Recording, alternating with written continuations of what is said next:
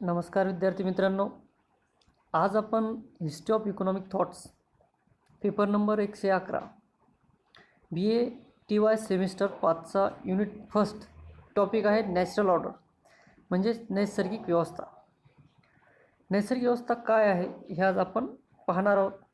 आपण निसर्गवाद्यांनी जे काही विचार मांडले आहेत ते प्रमुख सिद्धांत किंवा प्रमुख आपलं त्याला कल्पना असे म्हणता येईल. त्यापैकीच नॅचरल ऑर्डर आहे, त्यानंतर निव्वळ उत्पन्न आहे, संपत्तीचे संचलन आहे, या महत्त्वाच्या मांडलेल्या त्यांनी कल्पना आहेत. त्यामध्ये जी पहिली कल्पना आहे आपण जी आज अभ्यासणार आहोत ती आहे नैसर्गिक व्यवस्था म्हणजेच द नॅचरल ऑर्डर्स. निसर्गवादी जी व्यवस्था होती ती व्यवस्था होती निसर्गवादी विचारसरणीचा सर्वात महत्त्वाचा आणि मूलभूत अशी ही कल्पना आहे. यापूर्वी आपण अभ्यासले की निसर्गवाद म्हणजे व्यापारविरुद्ध व्यक्त केलेली तीव्र प्रतिक्रिया होय. निसर्गवादी विचारवंतांनी व्यापारविरुद्ध आपले विचार मांडले. व्यापारवाद्यांनी राष्ट्राच्या संपत्तीत वाढ घडवून आणण्यासाठी अनेक प्रकारचे निर्बंध व नियंत्रणे आयातीवर लादली होती. त्याप्रमाणे राजाला अनियंत्रित सत्ता असावी असाही विचार मांडला. व्यापारवादी विचारांची जी अंमलबजावणी युरोपात अनेक राष्ट्रात केली. सरकारच्या व्यक्तीवरील समाजावरील अनेक बंधने समाजात दुःखेच वाढली. वास्तविक मनुष्य हा मूळतः स्वातंत्र्याचा भोक्ता आहे, त्यामुळे अशी बंधने त्यास नकोशी वाटतात. तेव्हा समाजावरील लोकांवरील विविध प्रकारची बंधने काढून टाकली तर समाज व समाजातील लोकांचे दुःख दूर होऊन समाजात आनंदाचे वातावरण निर्माण होईल अशी निसर्गवाद्यांना वाटत होते. त्यामुळे लोकांवरील कडक बंधने नाहीशी करणे, त्यांना व्यक्तिगत स्वातंत्र्य व मालमत्तेचे स्वातंत्र्य देण्याच्या उद्देशाने निसर्गवाद्यांनी अनेक नैसर्गिक व्यवस्थेचा पुरस्कार केला. मग नेमकं नैसर्गिक व्यवस्था म्हणजे काय? नैसर्गिक व्यवस्था म्हणजे याचे स्पष्टीकरण किंवा स्पष्ट विवेचन असं निसर्गवादी करू शकले नाही, किंवा त्यांना स्पष्ट असं सांगता नाही आलं की निसर्गवाद म्हणजे काय, निश्चित प्रकार काय आहे, कोणत्या प्रकारे ते आहेत. नैसर्गिक व्यवस्था विविध अर्थ व्याख्या देण्याचा प्रयत्न केला आहे. त्यांनी निसर्गवाद म्हणजे काय याचे व्याख्या दिल्यात, त्यांचे प्रकार किंवा त्यांचे अर्थ काय आहे हे सांगण्यास त्यांनी विविध प्रयत्न केलेले आपणास पाहण्यास मिळतात. त्यापैकी पहिला जो प्रयत्न आहे त्यांनी काय सांगितलं, नैसर्गिक व्यवस्था म्हणजे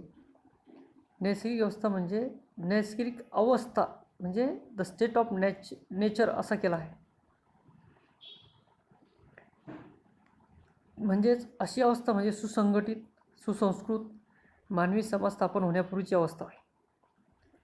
परंतु निसर्गवादी हा अर्थ मान्य नाही, कारण अशा अवस्थेत मनुष्य रानटी अवस्थेत होता. परंतु निसर्गवादी लोकांची राहणी अत्यंत उच्च दर्जाची होती. स्वच्छता, टापटीप, शिस्त याची त्यांना आवड होती. व्यक्ती स्वातंत्र्य आणि मालमत्तेचा हक्क यावर त्यांचा विश्वास होता आणि यावरच निसर्गवादी समाजाची उभारणी केली होती. हा पहिला हे झाला त्यांचा पहिला अर्थ. त्यांनी दुसरा अर्थ सांगितला निसर्ग व्यवस्थेचा दुसरा अर्थ म्हणजे ज्या नियमाचे प्राणी जीवन ज्या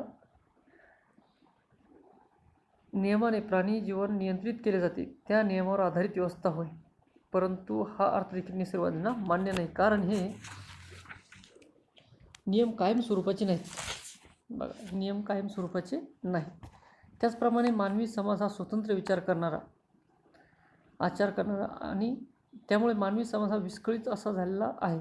या उलट मुंग्यांची वारूळ किंवा मधमाशांची पोळी यासारखा समाज घेतला तर तो सुसंघटित शिस्तबद्ध असतो. तेव्हा ही कल्पना मानव समाजास लागू करता येत नाही.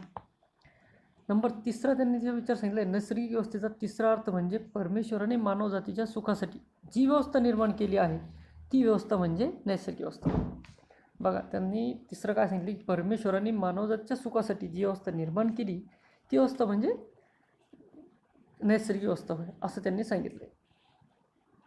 म्हणजेच नैसर्गिक व्यवस्था ही ईश्वर निर्मित असून तिची माहिती करून घेणे हे मानवाचे पहिले कर्तव्य आहे. असे दुसरे कर्तव्य म्हणजे त्यानुसार आचरण करणे.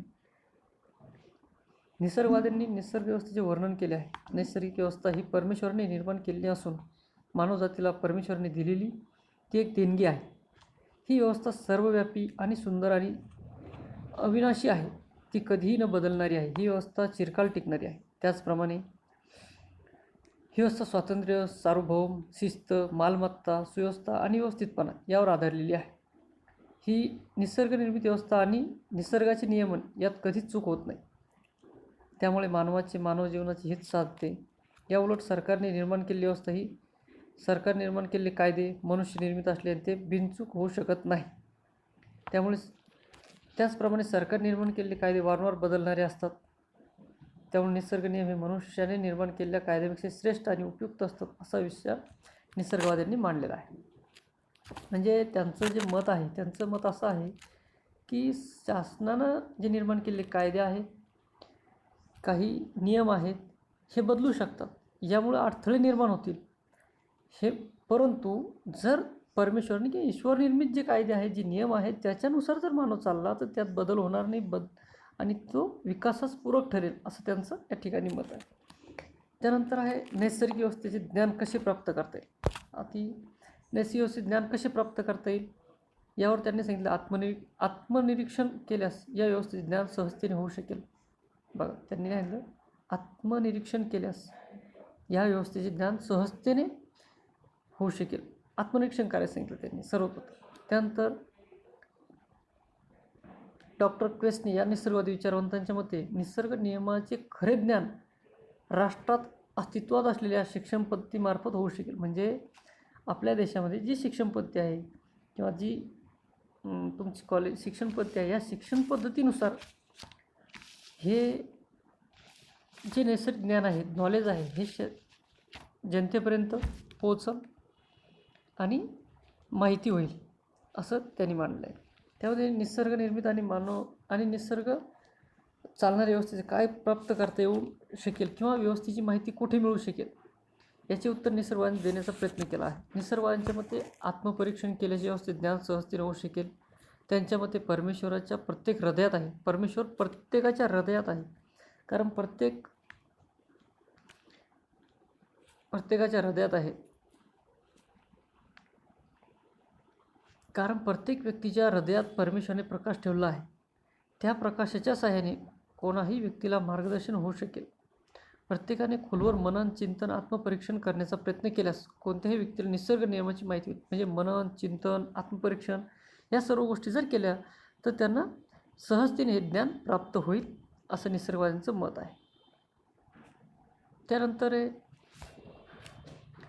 त्यांनी काही नैसर्गिक अवस्था सांगितलेल्या आहेत किंवा अलिप्तपणाच्या किंवा निरहस्तक्षेपाचा धोरणाचा पुरस्कार केलेला आहे. सर्वप्रथम म्हणजे निसर्गवाद्यांनी नैसर्गिक व्यवस्था आणि निसर्ग निर्मित नियम या तत्वांच्या आधारे व्यक्ती स्वातंत्र्य आणि अलिप्तपणा किंवा निरहस्तक्षेपाच्या धोरणाचा पुरस्कार केलेला आहे. त्यांच्या मते प्रत्येक व्यक्तीला स्वतःचे हित कशात आहे हे कळत असते. त्यामुळे प्रत्येक व्यक्तीला आपले हित साध्य करण्याच्या दृष्टीने निसर्ग नियमानुसारच वागू दिले तर प्रत्येक व्यक्तीने जास्तीत जास्त हित साध्य होते, कल्याण साध्य होते. निसर्गतः मनुष्य स्वतंत्र असतो. मनुष्याचे स्वातंत्र्य सरकारने निर्माण केलेल्या कायद्याने हिरावून घेतले तर निसर्ग विरोधी आणि समाजविरोधी होईल. सरकारने लोकांचे स्वातंत्र्य हिरावून घेऊ नये. म्हणजे त्यांचं मत, सरकारने जे लोकांना स्वातंत्र्य आहे लोकांचं, हे हिरावून घेऊ नये. उलट त्यांना भरपूर स्वातंत्र्य द्यावे. सरकारने लोकांचे हस्तक्षेप करू नये. सरकारने अलिप्तपणाचे किंवा निरहस्तक्षेपाचे धोरण स्वीकारावे. म्हणजे लोकांना जास्तीत जास्त हित साध्य करता येईल.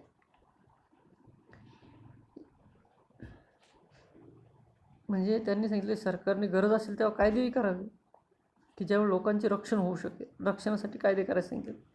मालमत्तेची गरज असते म्हणते निसर्गामध्ये. व्यक्तिविकासासाठी मालमत्तेची गरज असते. त्यामुळे सरकारने आपले कायदे अशा प्रकारे करावे की ज्यामुळे लोकांचे मालमत्तेचे रक्षण होऊ शकेल. एवढेच नव्हे तर व्यक्ती स्वातंत्र्य आणि मालमत्तेचा हक्क याविरुद्ध जर कोणी वागत असेल तर सरकारने त्याविरुद्ध कारवाई करावी आणि त्यांना शिक्षा करावी असा विचार निसर्गवादांनी मांडलेला आहे. म्हणजेच थोडक्यात जर सांगायचं झालं तर निसर्गवाद्यांनी नैसर्गिक व्यवस्थेनुसार निरहस्तक्षेपाच्या धोरणाचा पुरस्कार केला आहे. त्यानंतर नैसर्गिक व्यवस्था या तत्त्वाचे परीक्षण आपण करणार आहोत. आता परीक्षणामध्ये त्यांनी काय सांगितलेलं म्हणजे टीकात्मक परीक्षण आहे. याच्यावर काही अर्थज्ञांनी टीका केलेल्या आहेत. अर्थशास्त्राचे जे जनक आहेत ॲडम स्मिथ यांनी या अर्थज्ञाच्या संकल्पनेला मान्यता दिलेली आहे किंवा पाठिंबा दिलेला आहे. परंतु तरीही काही अर्थज्ञांनी यावर टीका केलेल्या आहेत. त्या आपण खालीलप्रमाणे पाहणार आहोत. नंबर 1ची टीका आहे स्वप्नवत कल्पना. निसर्गवाद नैसर्गिक व्यवस्थेचे जे वर्णन केले हे स्वप्नवत वाटते. कारण परमेश्वरावर विसंबून राहण्याची कल्पना अकालनीय वाटते. नैसर्गिक व्यवस्थेची नेमकी कल्पना काय आहे हे समजू शकत नाही. परमेश्वराचे चिंतन मनन केल्याने ही कल्पना समजू शकते असे निसर्गवादी सांगतात.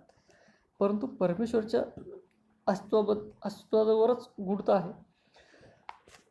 नैसर्गिक व्यवस्था कशी असते, तिचे कार्य कसे चालते हे समजावून सांगण्यात निसर्गवादी अपयशी ठरले आहेत अशी टीकाकार मानतात. असे टीकाकारांचे मत आहे. नंतर दुसरी टीका आहे वैचारिक गोंधळ. आता वैचारिक गोंधळ म्हणजे जर आपण विचार केला तर निसर्गवाद्यांनी मांडलेल्या विचारात परस्पर विरोधाभास दिसून येतो. एका बाजूने निरहस्तक्षेपाच्या धोरणाचा पुरस्कार त्यांनी केला, तर दुसऱ्या बाजूने शेतीला संरक्षण द्यावे असेही सुचवले आहे. त्याप्रमाणेच एकीकडे व्यक्ती स्वातंत्र्याचा पुरस्कार ते करतात, त्याचवेळी अनियंत्रित सत्तेचा पुरस्कार करतात. त्यामुळे निसर्गवाद्यांनी मांडलेल्या विचारात गोंधळ तर दिसून येतोच, परंतु त्यात परस्पर विरोधाभासही दिसून येतो. त्यानंतर तिसरं आहे निसर्ग नियमावर अवास्तव श्रद्धा आहे.